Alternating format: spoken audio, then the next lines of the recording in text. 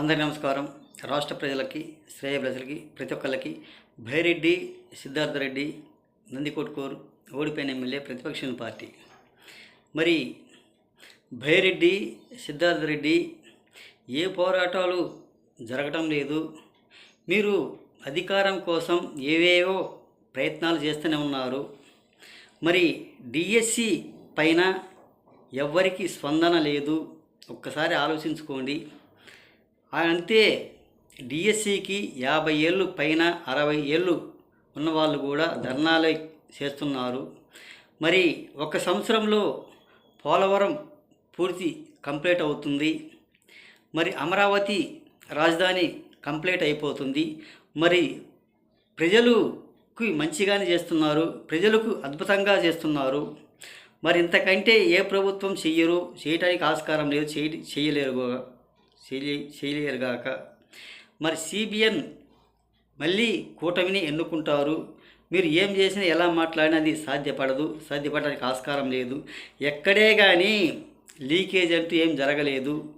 మన అడ్వకేట్ జడా శ్రావణ్ గారు కూడా మాట్లాడారు. ఒకసారి ఆ వీడియో కూడా మళ్ళీ వినండి, మళ్ళీ వినిపించండి. ఎక్కడే కానీ లీకేజ్ అంటూ ఏం జరగలేదు. వాళ్ళు రాజకీయం చేస్తున్నారు. వాళ్ళకి ఏమీ మాట్లాడడానికి ఆస్కారం లేక జనాల్లోకి ఎలా రావాలి, ఏ విధంగా రావాలి, ఈ విధంగా లీకేజీ ముందుకేసుకొని ఇలా వస్తే బాగుంటుంది అని కూడా ఆయన అంటూనే ఉన్నారు. ఒక్కసారి ఆలోచించుకోండి. మన జడా శ్రావణ్ గారు, అడ్వకేట్ గారు మాట్లాడుతుంటారు. మీరు కోర్టులో వేసిన నోటిఫికేషన్ కూడా దేనికి పనికిరాదు. ఆ నోటీసు కావాలని వీళ్ళు మాట్లాడుతున్నారు, కావాలని ఈ విధంగా ధర్నా చేస్తున్నారు. ఆ బోరుగొడ్డ అనిల్ గారు లాంటి వాళ్ళు మన వైఎస్ జగన్మోహన్ రెడ్డి గారి ఇంటి ముందు కూర్చొని ధర్నా చేస్తున్నారు. దానికి స్వంతంగా దానికి తగ్గట్టుగా మనం ఏదో విధంగా రెచ్చగొట్టినట్టు, ఏ విధంగా మాట్లాడుతున్నట్టుగా మాట్లాడితే ఇది జనాల్లోకి స్పందన అనేది వస్తుంది. మనం ఏ విధంగా సంపాదించుకోవాలి, ఏ విధంగా తినాలనేది ఒకసారి ఆలోచించుకోండి. జనాలు నమ్మరు. ఒకదానికి లింకు పెట్టుకుంటూ ఎలా మాట్లాడాలి, ఏ విధంగా మాట్లాడాలి అనేది మీరు తెలుసుకోండి. మనం 5 సంవత్సరాల పరిపాలన ఉన్నాము. మనం రౌడీ విజయం ఏం చేసాం, గూండా విజయం ఏం చేసాం, ఎవరి మీద ఎన్నెన్ని కేసులు పెట్టాము, ఎవరెవరి సాగు కొట్టాము, ఎవరెవరిని దౌర్జన్యాలు చేసి, ఎవరెవరిని దాడులు చేసి, ఎవరెవరిని ఎక్కడెక్కడ మనం ర్యాలీలు చేశాము, ఆ ర్యాలీలు ఎంతమంది చనిపోయారు అనేది ఒక్కసారి ఆలోచించుకోండి. మీరు ఇలా చేస్తే ఎవరు నచ్చరు, ఎవరికి ఒప్పుకోరు. ప్రతి ఒక్కళ్ళు కూడా మీకు వ్యతిరేకంగా ఉన్నారు.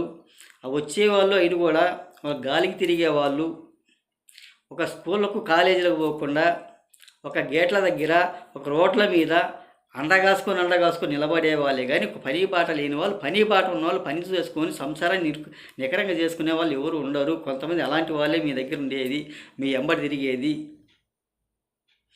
ఏది ఏమైనా ఒక సంవత్సరంలో పోలవరం కంప్లీట్ అవుతుంది, అమరావతి కంప్లీట్ అయిపోతుంది. అది అద్భుతంగానే ప్రభుత్వం పాలన జరుగుతుంది అని తెలియజేస్తూ, మీరు ఏదో ఒక కక్షపూరిత రాజకీయం చేసుకుంటూ వస్తున్నారు. భైరెడ్డి సిద్ధార్థరెడ్డి గారు ప్రతి ఒక్కరు కూడా అలాగే చేస్తున్నారు. మీ ఎమ్మెల్యేలు ఒక్కసారి చెప్పండి, మీ జగన్మోహన్ రెడ్డి గారిని గెలిచిన ఎమ్మెల్యేను అసెంబ్లీలు కలపడమని చెప్పండి. వాళ్ళు ఇచ్చే జీతాలు తీసుకొని మీరు తినుకుంటూ ఇటువంటి చేస్తే ఎవరు నమ్మటానికి ఆస్కారం లేదు. ఒక్కసారి ఆలోచించండి. అన్ని పథకాలు అమలవుతున్నాయి, అన్నీ బాగానే చేస్తున్నారు. ఇలాంటి పనికిమాలిన పనులు చేసుకుంటూ వాళ్ళని రెచ్చగొట్టాలని ఎవరు రెచ్చిపోరు